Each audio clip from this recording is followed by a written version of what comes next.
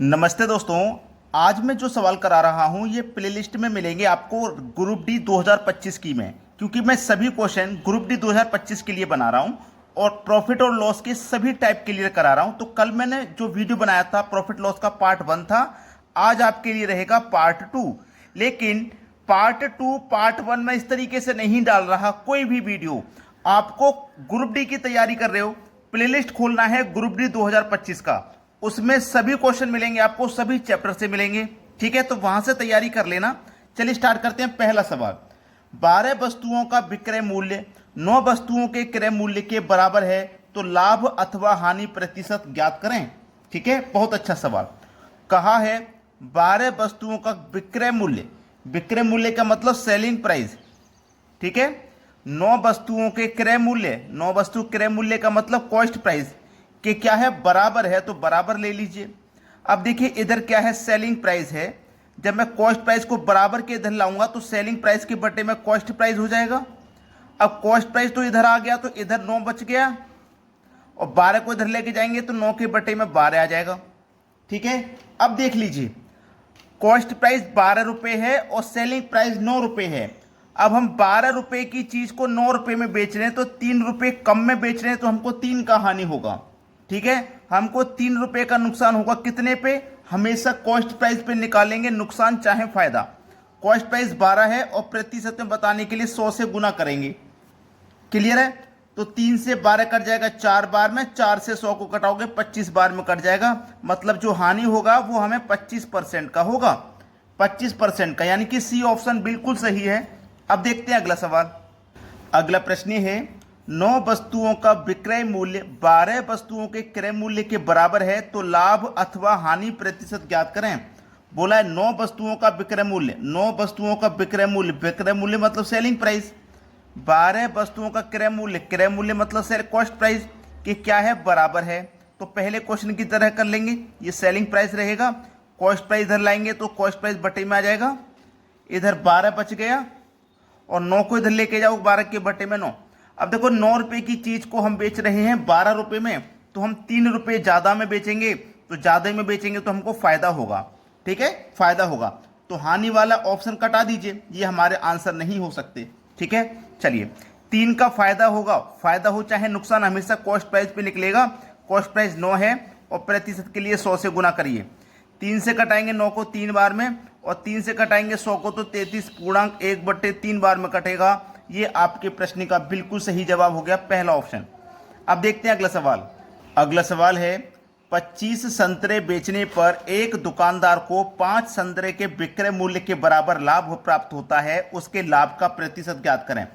हमको लाभ प्रतिशत बताना है।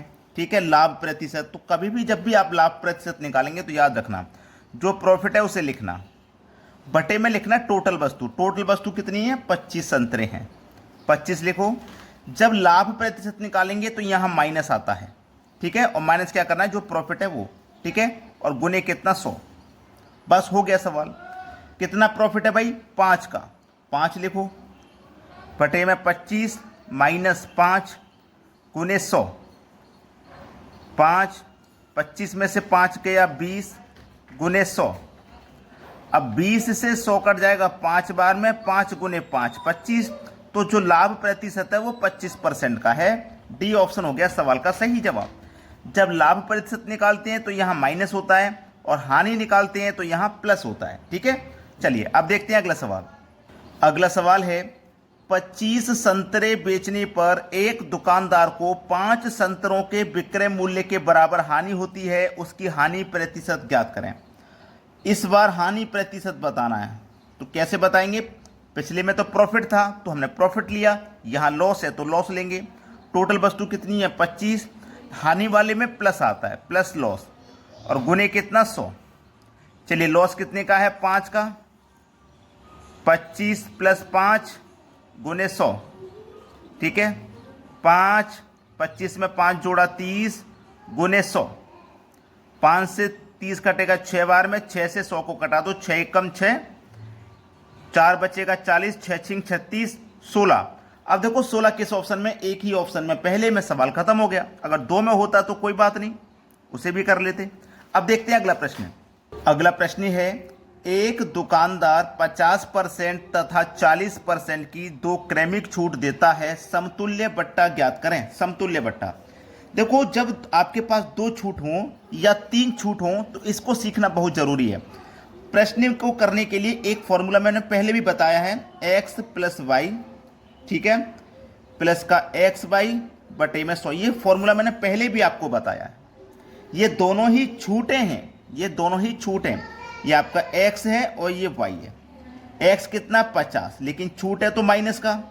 y आपका 40, लेकिन छूट है तो ये भी माइनस का। माइनस माइनस प्लस, x आपका 50, y आपका 40 बटे में कितना 100। तो 2 जीरो से 2 जीरो यहाँ कटा दो, 4 पंजे 20 हो गया। माइनस 40 माइनस का 50 माइनस का 90 और प्लस का कितना 20। माइनस 90 में से प्लस के 20 घटा दो, माइनस के 70। तो माइनस 70 आने का मतलब है कि यहाँ एक जो छूट बनेगी वो 70% की होगी।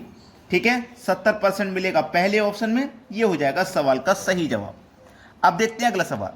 अगला सवाल है, एक दुकानदार 50%, 40% तथा 20% की तीन क्रमिक छूट देता है, समतुल्य बट्टा ज्ञात करें। इस बार आपके पास तीन छूटें हैं, तो पहले तो आपको x और y यही लेना है।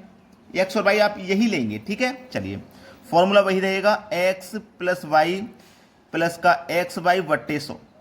पहले आपको ये दोनों वैल्यू लेनी है। ये छूटे हैं तो माइनस के रहेंगे, माइनस का 40 माइनस माइनस प्लस 50 गुने 40 बटे में 100। 2 जीरो से गए 2 जीरो, 5 चौको 20, माइनस 50 माइनस 40 माइनस का 90 प्लस का 20 माइनस का 70। इन दोनों को सॉल्व करने के बाद एक वैल्यू आ गई 70।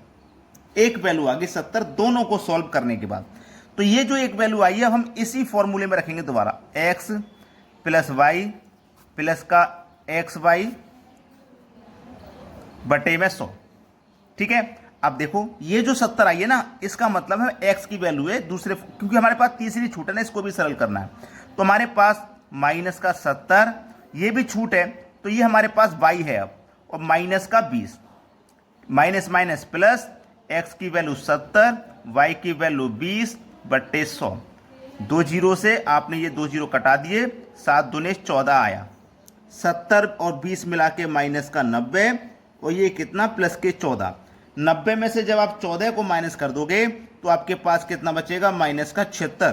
तो 76%, ठीक है, तीनों छूटों को मिला के एक छूट बनेगी 76%, जो कि हमारे डी ऑप्शन में दिया गया। सही जवाब आ गया। अब देखते हैं अगला सवाल। अगला प्रश्न है, किसी वस्तु को 425 रुपये में बेचने के बाद हुआ लाभ यदि उसे 355 रुपये में बेचने के बाद हुई हानि के बराबर है तो उस वस्तु की लागत क्या है। देखो, ऐसा सवाल कभी भी पूछे तो आपको करना क्या है, दोनों वैल्यू को जोड़ के 2 से डिवाइड कर देना है, क्योंकि इसमें लाभ और हानि दोनों बराबर है। ठीक है, तो दोनों वैल्यू को जोड़ के 425 प्लस 355 दोनों को जोड़ के 2 से डिवाइड कर देना। दोनों को जोड़ेंगे तो 780 आ जाएगा, और 2 से डिवाइड कर देंगे तो 390 आ जाएगा। डी ऑप्शन बिल्कुल सही है। सभी बच्चे वीडियो को लाइक और शेयर जरूर करें। ठीक है दोस्तों, धन्यवाद।